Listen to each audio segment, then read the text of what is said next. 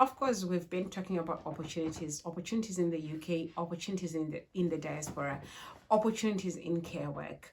And today we're going to talk about some of the ways in which one can actually apply for a job from abroad with sponsorship and literally move within months or weeks to the UK. So I'm going to share with you about three companies or recruitment agencies which are open for recruitment internationally with sponsorship. So the first one I'm going to talk about is a company or a recruitment company called MMA Healthcare Recruitment. Guys, I'm going to be looking so much on my computer because I don't want to miss anything, and I want to give you the full details so that you can go on and apply and bring to life your diaspora journey. So guys, if you're joining us for the first time, I'm Florence, and a big welcome to my YouTube channel. Stay tuned, and if you haven't subscribed, please do subscribe.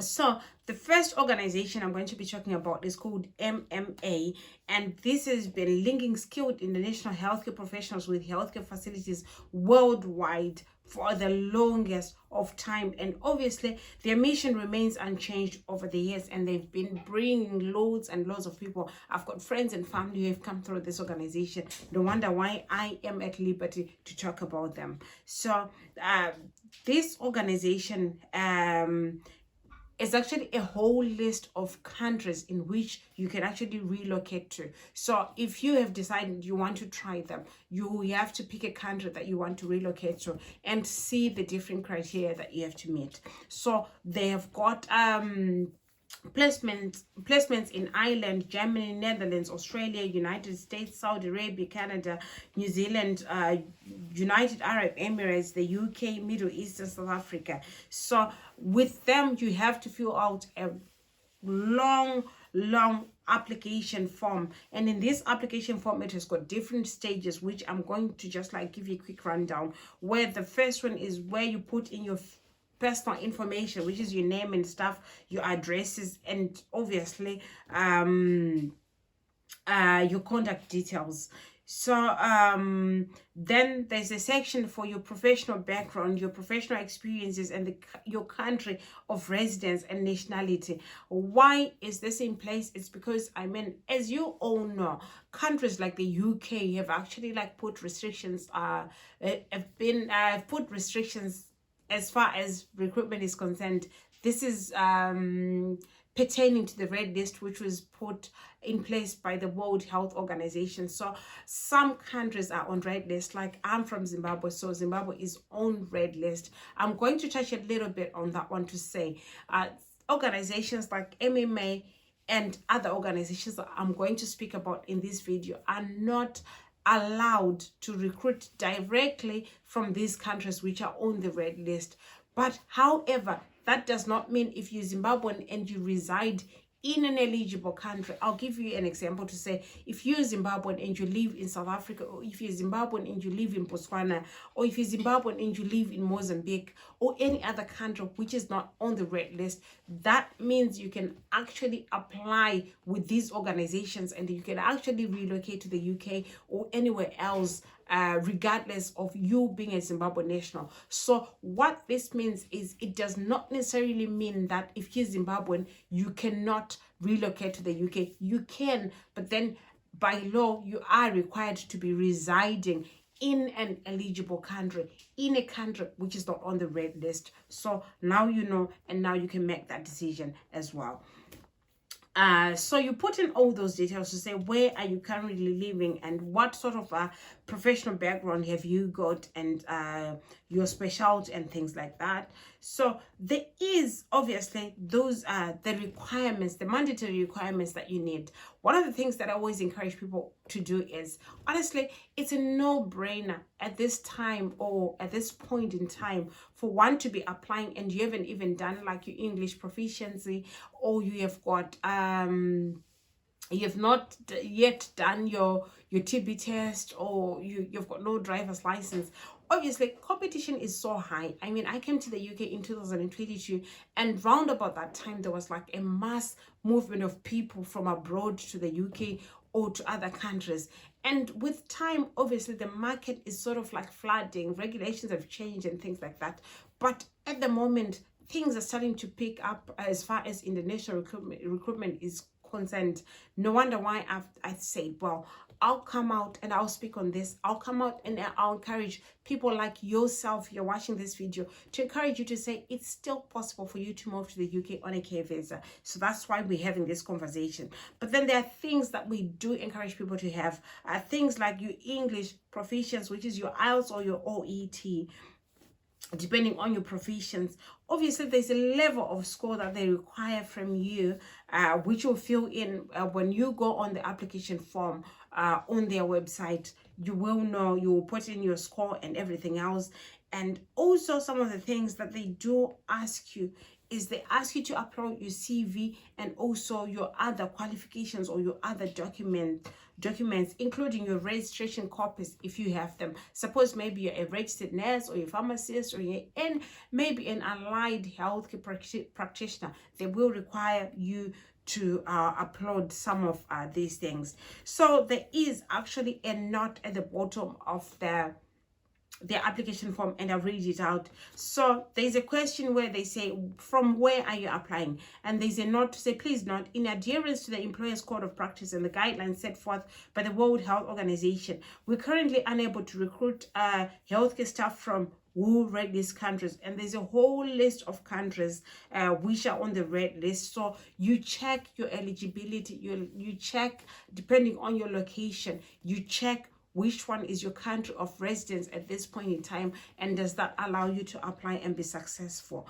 But then they go on to say, you're welcome to complete our application link, and we shall keep you posted as soon as the ban has been lifted and if there are any other changes. So that will not stop you from applying. You can just apply if you're still from the red list, and they will keep your data, and then they'll get in touch with you as soon as the ban is lifted. I mean, once in a while, these bans are lifted, and you could be the lucky one.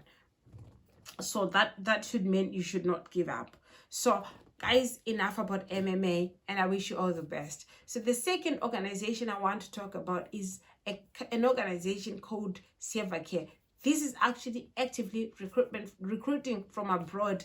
But then the situation is the same again, where because of the WHO red list, they're not recruiting from certain countries. Again, guys, if you live in an eligible country, this is the time and season in which you should be actually applying. I do get excited around about this time because, I mean, it sort of like resonates with the timelines in which I relocated to the UK. So I normally have a good feeling about winter, and obviously now that I do work in the UK, I'm actually realizing really this time of the year most companies do struggle. I mean, it's winter, it's cold, and there's sickness around, and so there will be like staffing struggles everywhere. No wonder why companies are starting to like go about recruiting.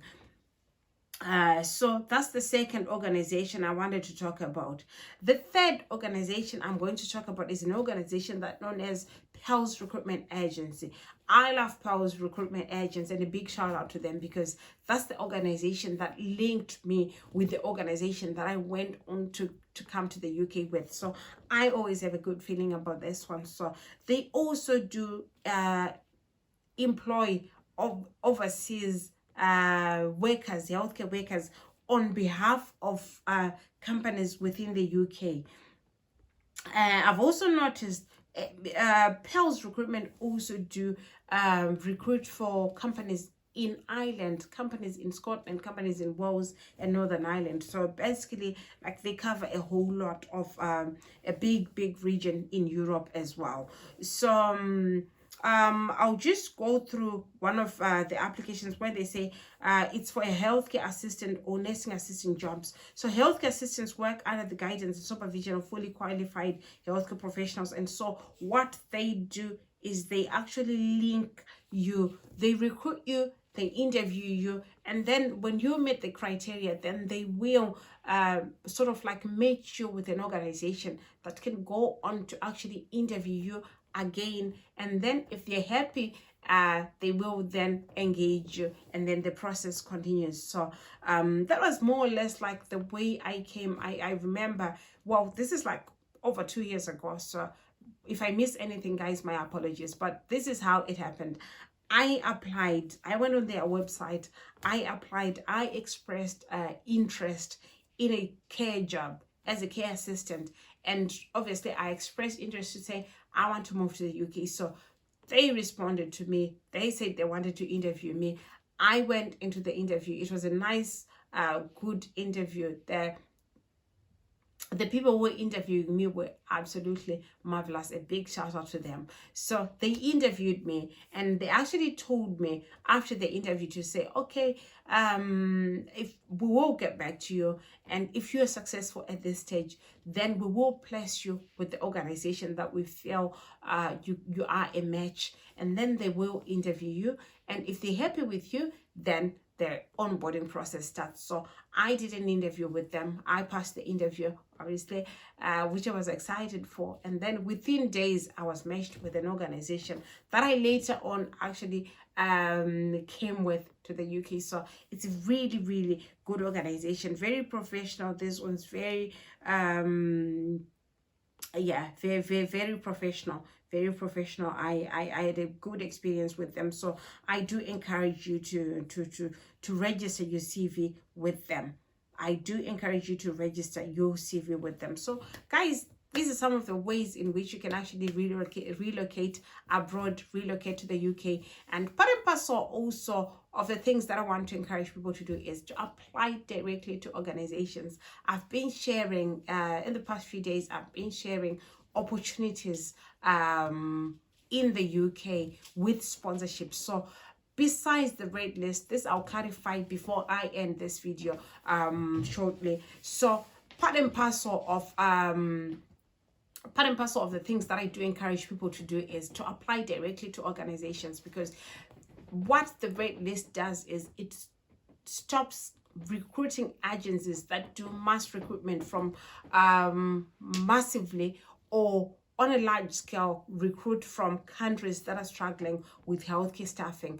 But then it does not stop individual companies from actually recruiting from these countries. So individual companies with sponsorship can still engage you while you're from a red list country. So keep checking, keep on being on the internet, keep on being on Indeed and other search engines, and apply directly. One of the organizations that I do love to encourage people to apply is apply to the NHS, because at the end of the day, they are the largest recruiter of healthcare practitioners in this country. So it's actually worth it for you to actually apply, and they do have a nice relocation packages if you do make it. So do not shy away from trying. You could be one application away from your next flight to the UK. So thank you so much, and see you next time. Bye.